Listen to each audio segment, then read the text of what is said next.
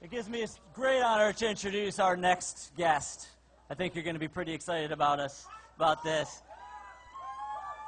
If you want a friend of limited government in Congress, you've got one here. If you want a congressional record that shows that somebody has spent decades fighting big government without exception, if you want somebody who's got the guts to take on the Federal Reserve of the United States, you got him. And this guy, please join me in welcoming presidential candidate Ron Paul.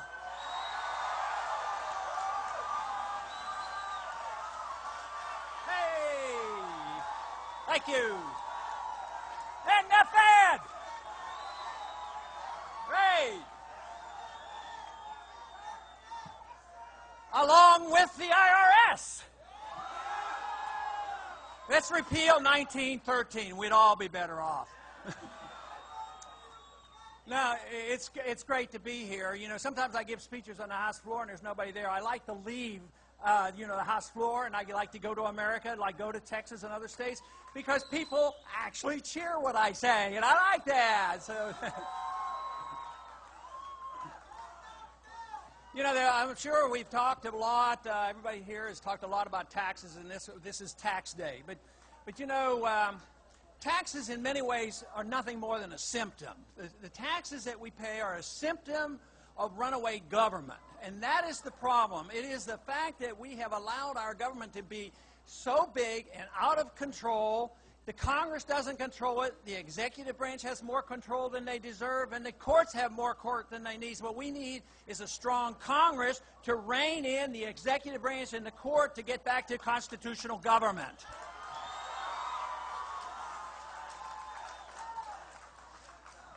I have a belief about taxes, and I believe that taxes indeed are theft, stealing from the people.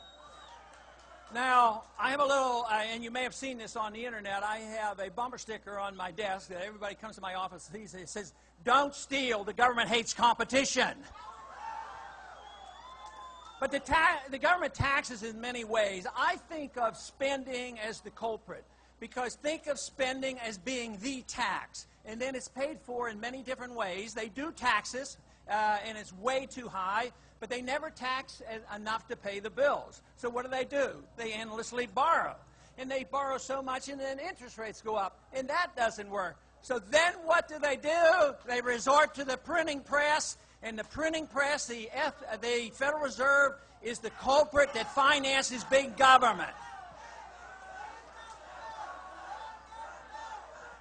And that's exactly right. Eventually, if we're going to have a republic, we're going to have sound money. The Constitution is very clear. Only gold and silver can be legal tender, not paper money. Now, why is it that even the Federal Reserve is involved in taxation? Well, they print money, they devalue your currency. Anytime you complain about a high price, you're paying a tax. So it is a tax. And the big sin, of course, is the big spending. Politicians, up until just recently, they were always rewarded by spending money and telling their constituents back home, "I'm going to get you whatever you want." Well, those days are over, and you've helped end those days. Now, the Federal Reserve serves two special interests in Congress. There's two types of spending that we have to be concerned about. One is the liberal spending. We know all about that. They like to take over your lives because they consider you too stupid to take care of your lives yourself. So they have to take care of you from cradle to grave. So they justify that. But then we do have some conservatives, at least they call themselves conservatives. A lot of times they're nothing more than neoconservatives. And they believe that we have to endlessly spend overseas, and it's time we quit this. We quit the foreign aid. We quit being the policemen of the world. We don't need to occupy over 700 bases overseas, 135 countries, because that's how republics are destroyed. That is how empires end, for economic reasons, by stretching themselves too far overseas. So, if we want to get back to a normal budget and balance our budget, I think one of the best ways to start is, why don't we just quit spending all the money overseas? Why don't we spend the money here at home? Now, what could we do to save some money? I think it's time we should ask the question, how long do we have to stay in Korea? We've been there 60 years. I would say it's time to come home from Korea. And we've been in Europe, we've been in Japan, and we're looking for a new fight every single day. So it's really time that we have a foreign policy that was demonstrated and preached to us by our founders.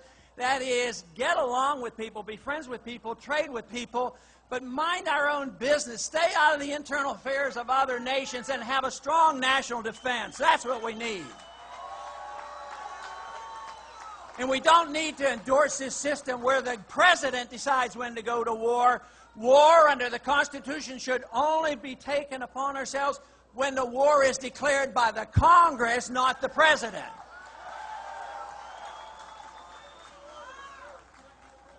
But good things are happening in this country. The budget is horrible. The Congress is horrible. They're spending. They don't hesitate for 1 minute. But there are good things happening in the country, and you're part of it. People have finally awakened. They have finally found out that if they speak out, maybe they will have some influence. Washington has not responded to the people because the people basically have been quiet. And the ones who made noise were the lobbyists. They came with their hands out. They wanted stuff.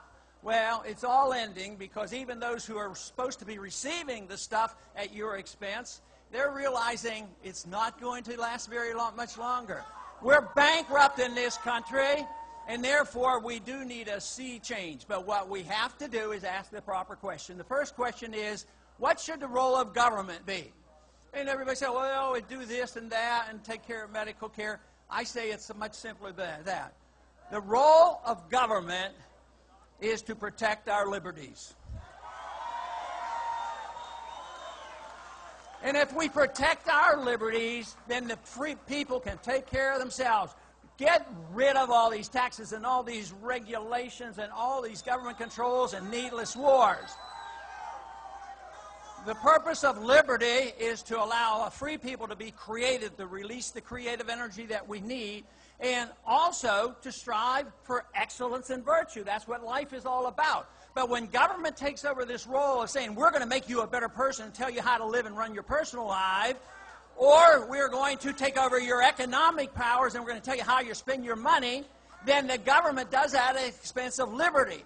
And, of course, what suffers is the prosperity of this country. And this country is indeed bankrupt. The standard of living for middle-class America has been going down for 10 years, and it's not going to go up soon until we realize that we have to get control of our budget, control of our government, and give us sound money. And in the meantime, we will end the Fed. Hey!